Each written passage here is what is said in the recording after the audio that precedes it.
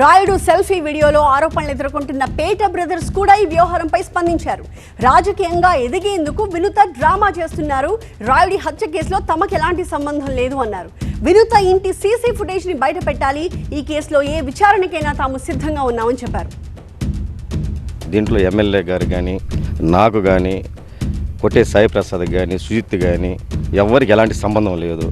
కావాలనే దుష్ప్రచారం తప్పనిచ్చి దీంట్లో అవాస్తవంగానే వాస్తవాలు ఏం లేవు. వాళ్ళకి ఎవరు పోటీ ఉంటారో, ఎవరు ఎదగుతున్నారో వాళ్ళని తొక్కాల. ఆయన సాయి ప్రసాద్కి చైర్మన్గా పోస్ట్ వచ్చింది, దాన్ని క్యాన్సిల్ చేయాలి. ఏదో అభియోగాలు పెట్టి ఏదో ఒకటి చేయాలని చెప్పి మెయిన్ రీజన్ అది. మన క్యాడర్ ఉంది, మనం బలంగా చేస్తాం మేడం అంటే కూడా వినలా. మీరేందని క్వశ్చన్ చేసే విధంగా ప్రతిదీ మేము అడుగుతాం. నచ్చని విషయం అయితే అడుగుతాం సార్, మేము తప్పే ఉండదు. ఇది కరెక్ట్ కాదంటే కరెక్ట్ కాదంటాం. వాళ్ళని ఎదిరించకూడదు, నియంత పాలన. వాళ్ళు చెప్పింది చేయాలా, వాళ్ళు ఏది చెప్తే అది మాట వినాలా. వినకపోతే మరి బుర్ర జల్లడం అంతే. మాకేం సంబంధం సార్?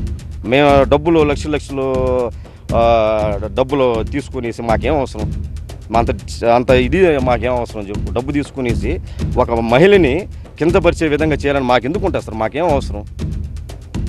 నాకు భార్య ఉంది సార్, మా అమ్మ ఉంది కదా. నేను అలాంటి చీప్ పనులు నేను ఎందుకు చేస్తాను? నాకు అవసరం లేదు సార్. దీనివల్ల ఒక నిండు ప్రాణం పోయింది.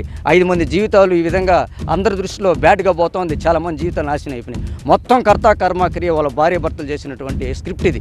ఈ సీసీ ఫుటేజ్లు తీసుకోండి సార్, మొత్తం దొరుకుతుంది సార్ వాళ్ళ గురించి. దీనిలో ఎటువంటి డౌట్ అయితే లేదు.